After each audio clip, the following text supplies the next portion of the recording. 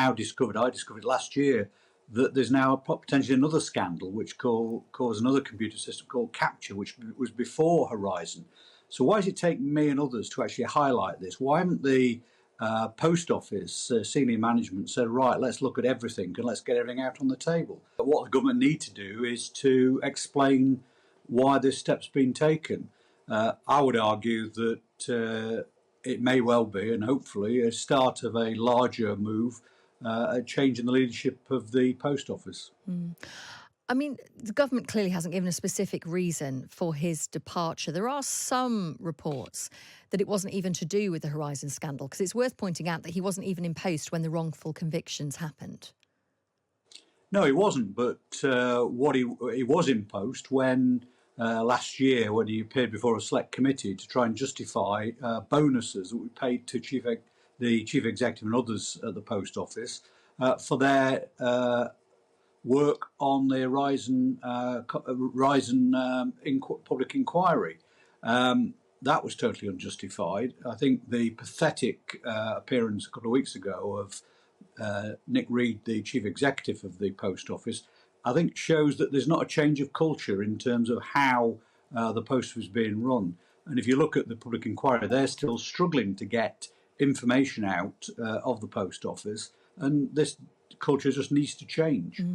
I mean, you're right that in his in tray there was so many unresolved cases, compensation appeals, lots of people accusing the post office of dragging their feet. How much difference does it make for one person to go? Do you feel this needs to be the start of more people being cleared out from the post office? No, I don't think it's just one person. Certainly, I think the questions over Nick Reed, the chief executive. I mean, what's amazed me is that we've now discovered, I discovered last year, that there's now potentially another scandal which caused another computer system called Capture, which was before Horizon. So why does it take me and others to actually highlight this? Why haven't the post office senior management said, right, let's look at everything and let's get everything out on the table?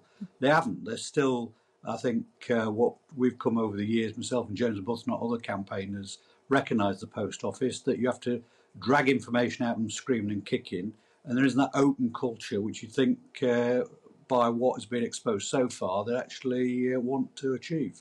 Culture change is always difficult, isn't it? Particularly in a big organisation.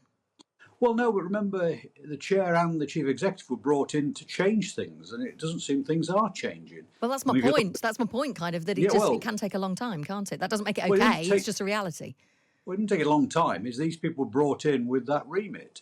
And if you look at the scale of this scandal, you'd have thought there'd be a lot more sense of urgency. But if you've got a situation where you have a chief executive goes before a select committee and just avoids answering questions, you have a public inquiry set up into the scandal, having to, more or less force the post office to release information, and you've got compensation victims waiting for their compensation because of the slowness of information that's coming out of the post office.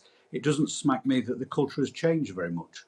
So what do you want to see happen now? A complete clear out of the higher echelons at the post office and just start afresh? Well, I think, like I say, the business secretary needs to explain exactly why she's done this now. She didn't do it last year, for example, when he oversaw the bonus scandal.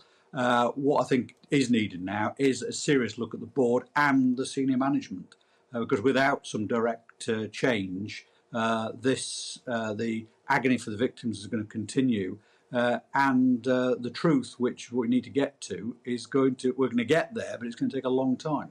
Who would you like to see be appointed either as interim chair or permanent chair at the post office? Is there someone that you think could make a difference, could get that culture change underway? It's not a name. It's someone who's just got the force of nature and actually the commitment to make change, and I think ultimately make sure that everything comes out in the open. You compare the post office approach to Fujitsu's approach. I mean, I've been very critical of Fujitsu over the years, but at least they've recognised now they have to be open and admit mistakes and put the information out there. That's not the case at the post office at the moment.